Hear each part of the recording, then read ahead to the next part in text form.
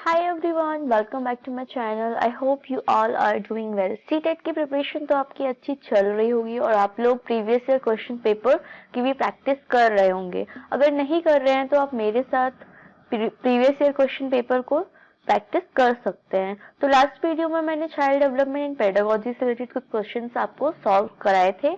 आज के वीडियो में मैं आपको ईवीएस सेक्शन से जो क्वेश्चंस पूछे गए हैं उनसे रिलेटेड कुछ क्वेश्चंस हैं प्रीवियस ईयर पेपर के जो मैं आज आपके साथ डिस्कस करने वाली हूँ। तो चलिए बिगिन करते हैं। अगर आप मेरे चैनल पर न्यू हैं तो सीटेट लेटेस्ट वीडियो नोटिफिकेशन के लिए या यूजीसी नेट प्रिपरेशन के वीडियोस के नोटिफिकेशन के लिए मेरे चैनल को सब्सक्राइब करना ना भूलें। और अगर आप मेरा चैनल सब्सक्राइब करते हैं तो आने वाली वीडियोस में मैं आपसे सीटेट के पुराने क्वेश्चन पेपर्स के सॉल्यूशन डिस्कस करूंगी, तो प्लीज आप मेरे चैनल को सब्सक्राइब कीजिएगा। तो चलिए बिगिन करते हैं। फर्स्ट क्वेश्चन था, ईवीएस सेक्शन पे चलते हैं। तो first question, give me some time. Yes, ये आपका एनवायरमेंटल स्टडीज का सेक्शन है। इसमें फर्स्ट क्वेश्चन है, A person boarded an express train on 29 November 2019 at a सूरत। कोई भी एक पर्सन है जो 29 नवंबर 2019 को एक एक्सप्रेस में सूरत से नागरकोइल जाने के लिए बैठा। ये ट्रेन सूरत से 19:45 बजे चली और 1 दिसंबर 2019 को 11:45 बजे पहुंच गई और डिस्टेंस टोटल दी हुई थी 2120 किलोमीटर। इसमें हमको ट्रेन की जो स्पीड है, एवरेज स्पीड, वो काउंट करनी थी। तो हमें पता है स्पीड का जो फॉर्मूला होता है वो क्या होता है, total distance covered upon total time. तो हमको बेसिकली अभी टाइम कैलकुलेट करना है। तो टाइम हम कैसे कैलकुलेट करेंगे? 19:45 इसमें टाइम दिया हुआ है, तो हम इसको 24 आवर्स में से 19 एंड 45 आवर्स माइनस कर देंगे तो हमारा आंसर कितना निकल आएगा? आंसर निकल आएगा 4 आवर्स 15 4 आवर्स एंड 15 मिनट। ठीक है, तो ये हमारा तो टाइम निकल आया। फिर उसके बाद निकालना है हमको टाइम ट्रेवल फॉर 30th नवंबर। अब 30th नवंबर को तो उसने पूरा 24 आवर्स टाइम की जर्नी की है। टाइम ट्रेवल फॉर 1 दिसंबर हम निकालेंगे तो कितना है, ऑलरेडी गिवन है, 11:45 पे वो पहुंच जाता है। तो टोटल टाइम हमारा कितना आ जाएगा? 4 hours 15 minute plus 24 hours plus 11 hours and 45 minute. तो हमारा जो टोटल टाइम है वो निकल आएगा 40 आवर्स। ठीक है, और हमको टोटल जो डिस्टेंस दी है वो कितनी दी है? 2120 किलोमीटर। तो हमको बेसिकली फॉर्मूला यूज करना है। फॉर्मूला क्या बताया था मैंने? Total distance covered divided by total time taking. तो आप फॉर्मूले में वैल्यू पुट कर लीजिए, आपका आंसर आएगा 53 किलोमीटर पर आवर्स।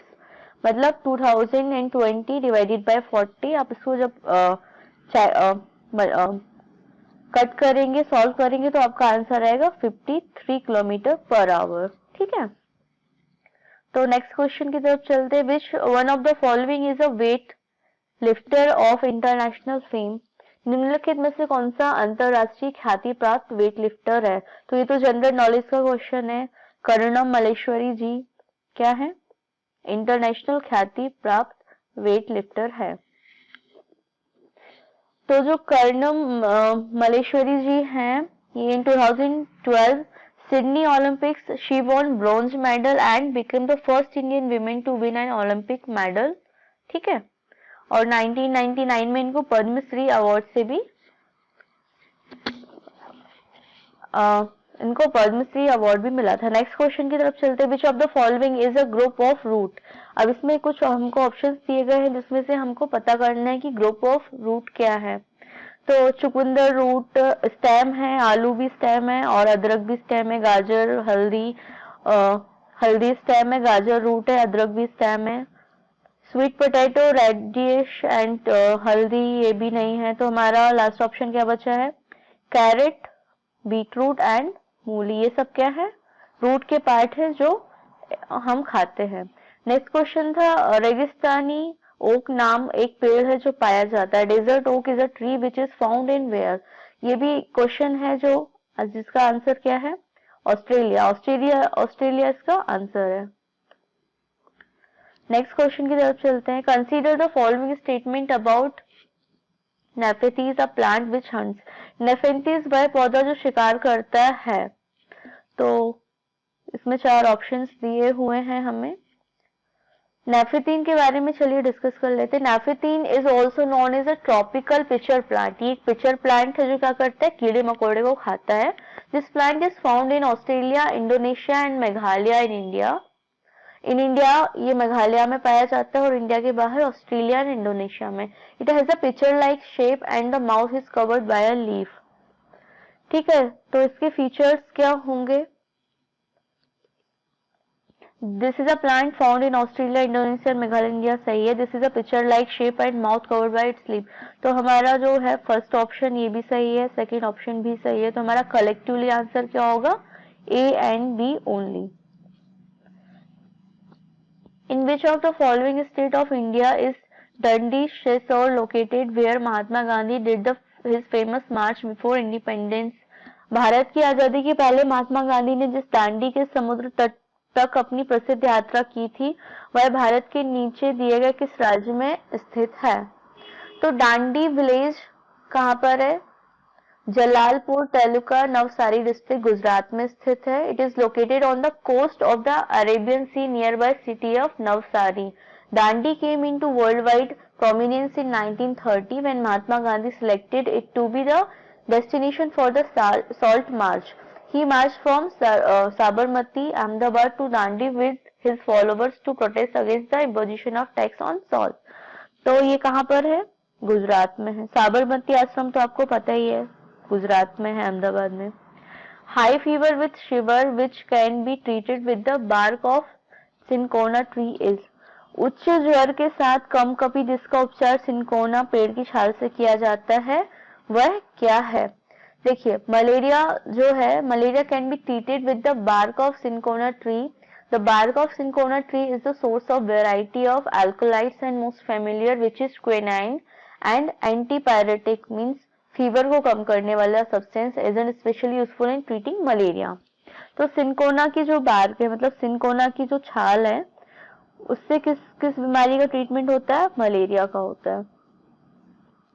एक क्वेश्चन है, a doctor is located at X and his hospital is located at Y. There is no straight line from the doctor house to the hospital, so the doctor first goes to A which is 600 metre due east of X and goes to B which is 450 meter due south to A, then C which is 120 meter due west B, and finally reaches to the hospital at Y which is 90 meter due north of C. With respect to the hospital, the correct direction of the doctor's house is what? हमको यहाँ पे क्या पूछा गया है? Direction पूछा गया है।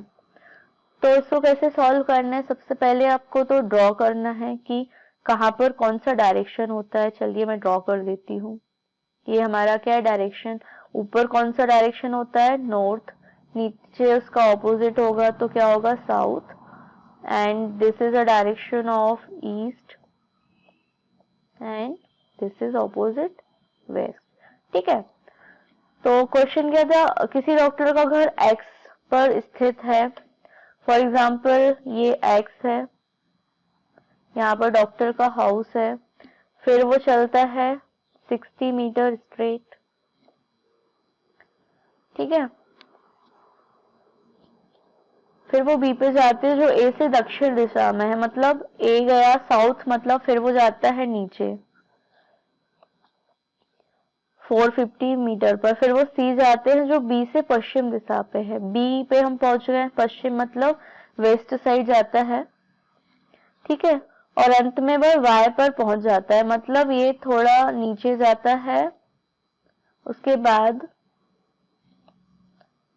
ये कितना था? 450 मीटर था। और ये जो डिस्टेंस है इसकी ये कितनी है? 120 मीटर है। ठीक है, और थोड़ा सा वो चलता है 90 मीटर। उसके बाद वो, मान लो एक्स को मैं थोड़ा एक्सटेंड कर दे रही हूँ, फिर यहाँ से चलता है तो वो डायरेक्ट कहाँ पे पहुंच जाता है? अपने डेस्टिनेशन पे पहुंच जाता है। ठीक है, तो हमें इसमें डायरेक्शन पूछा गया था, कोई भी कैलकुलेशन नहीं करनी थी। तो ये डायरेक्शन कहाँ पहुंच गया, नॉर्थ वेस्ट में पहुंच गया। सिंपल सा क्वेश्चन है, वो पहले एक्स से चलता है कुछ दूरी, फिर नीचे जाता है, फिर थोड़ा जाता है ऊपर जाता है, फिर वो एक्स पे ही पहुंच जाता है। तो हमारे लिए डायरेक्शन चेंज हो गया, तो आंसर क्या होगा, नॉर्थ वेस्ट होगा। Cheraw is the dance form of the people of, Cheraw जो डांस है, फॉर्म है, वो कहाँ के लोग करते हैं। तो चेराओ क्या, एक ट्रेडिशनल डांस है जो कि मिजोरम में के लोग करते हैं। तो इसका आंसर क्या होगा, Mizoram. Neighbouring state of Tamil Nadu are, अब आपने इंडिया के मैप में देखा होगा तमिलनाडु के पास कौन कौन से स्टेट है, आंध्र प्रदेश है, केरला है, कर्नाटका है। Which of one of the following should not be objective of teaching EVS at primary level as per NCEP 2005? NCEP 2005 के अनुसार निम्नलिखित में से कौन सा प्राथमिक स्तर पर पर्यावरण अध्ययन का उद्देश्य नहीं है। ठीक है, तो आपके पास 4 ऑप्शंस दिए गए हैं, तो कौन सा नहीं है। पहला to nurture the curiosity and ये होगा, the engage the child in exploratory ये भी है, टू ट्रेन ये, to develop precise quantitative skill on children to understand environmental issues. First जो 3 ऑप्शंस हैं वो रेलेवेंट है एंड फोर्थ वाला जो है वो रेलेवेंट नहीं है। The objective of teaching EVS at primary level as NCERT 2005 does not include to develop precise quantitative skills among children through understanding of environment issue। क्योंकि बच्चे बहुत छोटे हैं, प्राइमरी लेवल पे सब चीजों को नहीं समझते हैं, तो फर्स्ट जो 3 ऑप्शन है वो उसके उद्देश्य है। EVS for class 3rd to 5th is a subject area which integrates, पर्यावरण अध्ययन में कक्षाओं 3rd से लेके 5th के लिए एक विषय क्षेत्र है जो संकलित करता है। EVS for class 3rd and 5th क्या है, concepts and issues of science को इंटीग्रेट करता है, social studies and environmental education को। तो इसका आंसर क्या हो जाएगा, सेकेंड वाला, क्योंकि प्राइमरी बच्चों को हम ज्यादा हाईलाइट करके नहीं बता सकते हैं, हम उनको बेसिक ही बताएंगे। Which of the following is the true with respect to EVS, EVS के लिए कौन सा कथन सत्य है, तो इसका आंसर है सेकेंड वाला। For first to second EVS is taught through language and mathematics। ये क्या है, environmental pedagogy से related questions है आपके। Children get lot of space to learn EVS through exploration। This indicate, क्या indicate करता है ये, EVS is a child centered। Which of the following is a sub theme under the theme suggested in EVS syllabus? EVS के syllabus में कौन सी theme है, animal है, ठीक है, सब theme. Which of the following is a desirable practice of an EVS teacher? EVS teacher की desirable practice क्या है, addressing multicultural dimension of diverse classroom, ये pedagogy से related question है।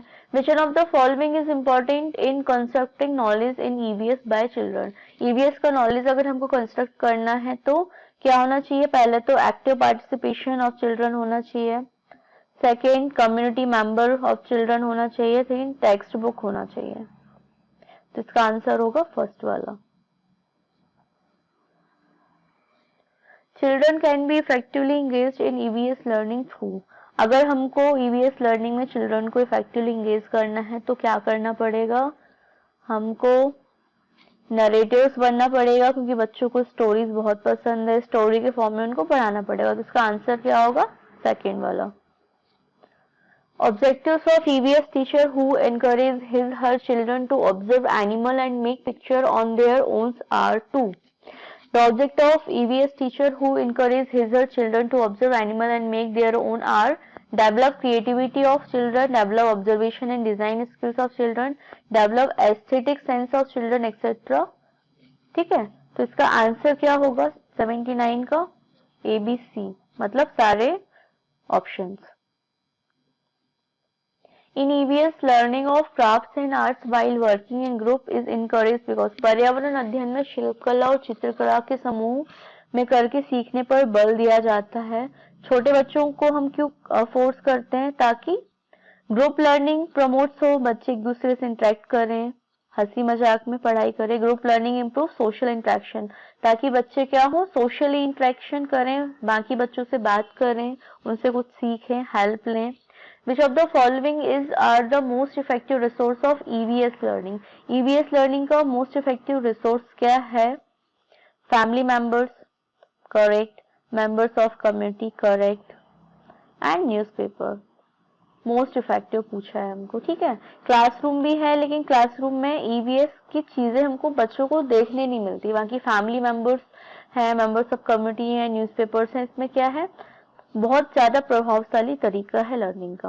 विच of the following principle of learning is followed in EVS? EVS में कौन सा principle लगता है? Known to unknown. ईवीएस एक नोन टर्म है, लेकिन बच्चों के लिए अननोन है और हमको वो सारी चीजें उनको सिखानी है। तो कौन सा सिद्धांत यूज हो रहा है? ज्ञात से अज्ञात। Which of the following is not a tool for formative assessment of learning in EVS? Learning in EVS में कौन सा फॉर्म ऑफ टूल है जो यूज नहीं होता है? पोर्टफोलियो होता है, रेटिंग स्केल भी होता है, एनसी टोटल रिकॉर्ड्स भी होते हैं, एनुअल अचीवमेंट टेस्ट नहीं होता है। विच of the following should be avoid while assessing children in EVS? जब हम बच्चों का असेसमेंट कर रहे होते हैं ईवीएस सब्जेक्ट में, तो कौन सी चीज हमको अवॉइड करना चाहिए? हमें बच्चों को जज नहीं करना चाहिए। वो जो आंसर्स दे रहे हैं उसके हिसाब से हमको जज नहीं करना चाहिए, उनको एनकरेज करना चाहिए। अगर वो गलत आंसर दे रहे हैं तो हमें उनको राइट आंसर बताना चाहिए। A teacher of class 5th conduct an activity in which she asked her children to drop some sugar on the ground and ask them to wait until the ants come. Their children can be given meaningful learning from this activity. एक कक्षा में class 5th की शिक्षक एक क्रियाकलाप कराती है, तो इस कथन में हमें क्या पता चलता है? हमें क्या पता चल रहा है? बच्चों को क्रियाकलाप का ऑब्जर्वेशन, अनुभव और चर्चा करने को प्रेरित कर। क्लास में कोई भी एक्टिविटी कराने के पीछे पर्पस क्या होता है? बच्चों को एनकरेज करना, ऑब्जर्वेशन के लिए जो भी हम एक्टिविटी करा रहे हैं डिस्कशन करें और उनको मोटिवेट करें। Consider the following list: tortoise, crocodile, crow, duck, fish.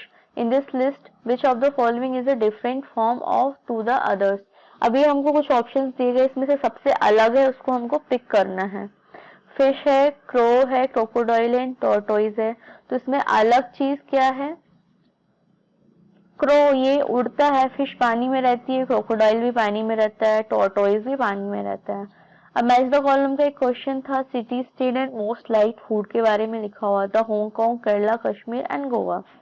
तो ये रीजनल फूड के बेस पे एक क्वेश्चन है, तो आंसर क्या होगा इसका? हांगकांग में लोग क्या खाते हैं? कुक्ड स्नैक खाते हैं, ठीक है। तो मैच कर दे रही हूं मैं, फर्स्ट का आंसर होगा ये वाला। केरला के लोग क्या खाते हैं? बॉइल्ड टोपिकिया विथ अ करी। तो इसका आंसर क्या हो जाएगा? केरला का सेकंड। कश्मीर के लोग क्या खाते हैं? Fish cooked in mustard oil, Kashmir third. Mustard oil कहाँ है? ये वाला हो जाएगा। गोवा के लोग क्या खाते हैं? She fish cooked in coconut oil. Goa के लोग क्या खाते हैं? सी फूड खाते हैं, ठीक है। तो इसका सही आंसर कौन सा हो जाएगा? फर्स्ट का फिफ्थ, बी का फर्स्ट, सी का सेकेंड एंड डी का third. Which one of the following bird species move its neck back and forth with a jerk? नीचे दिए गए पक्षियों की कौन सी प्रजाति झटके से अपनी गर्दन को आगे पीछे करती है? उल्लू, कौवा, बसंत गौरी, मैना, ये सब आपने देखा होगा। जो मैना होती है वो अपनी नेक को आगे पीछे करती है बहुत ज्यादा फ्रिक्वेंसी में। Consider the following description of houses. घरों के नीचे दिए गए विवरणों पर विचार करना है हमको, इसमें से बताना है कौन सा स्टेटमेंट सही है। राजस्थान में गांव के लोग मिट्टी के घरों जिनकी छतें कांटेदार झाड़ियों में रहते हैं। मनाली के लोग बांसों के खंभों पर बनाए जाते हैं उनके घर। लेह में पत्थर के 2 मंजिल घर बनाए जाते हैं, नीचे की मंजिल पर जरूरत का सामान एवं जानवरों को रखते हैं। तो इसमें से कौन सा ऑप्शन सही है? फर्स्ट और थर्ड वाला। Consider the following statement about elephant. Elephant के बारे में कुछ पूछा गया है। हाथी बहुत कम आराम करते हैं, ये एक दिन केवल 2 से 4 घंटे सोते हैं। हाथी एक दिन में 200 किलोग्राम से अधिक पत्तियां झाड़ियां खा लेते हैं। इन्हें पानी और कीचड़ में खेलना बहुत पसंद है। किसी हाथी के झुंड में सबसे बुजुर्ग हाथनी सभी फैसले लेती है। तो ये 4 ऑप्शन में से कितने आंसर्स आपके सही हैं? सी वाला सही है, डी वाला सही है, जो ओल्ड एक्सपीरियंस 1 है वही लेगी, और फर्स्ट वाला सही है, हाथी ज्यादा नहीं सोता है। तो आंसर क्या हो जाएगा? C, D and A. Elephant has a regular diet of 100 kg of green leafy material per day. It uses its ear as a fan to cool, and in the herd of elephant, oldest female is the leader. Elephant loves to play with mud and water. They sleep for 3 and 4 hours. ये सब क्या थे? Elephants के characteristic थे। Part 4 है English language. आप मेरे channel को सब्सक्राइब कीजिएगा, क्योंकि नेक्स्ट मेरा जो वीडियो है वो इंग्लिश लैंग्वेज पर ही होगा। आई होप आपको मेरा एक्सप्लेनेशन भी अच्छा लगा होगा। If you like my video then please like, share and subscribe. And comment section में जरूर बताइएगा कि आपको प्रीवियस ईयर क्वेश्चन पेपर को सॉल्व करते समय कौन कौन सी प्रॉब्लम्स आ रही हैं। अगर आपको किसी क्वेश्चन का एक्सप्लेनेशन अच्छा नहीं लगा या समझ में नहीं आया, तो आप दोबारा मुझसे कमेंट सेक्शन में क्लियर कर सकते हो। Thanks for watching my video. Thank you. Bye bye.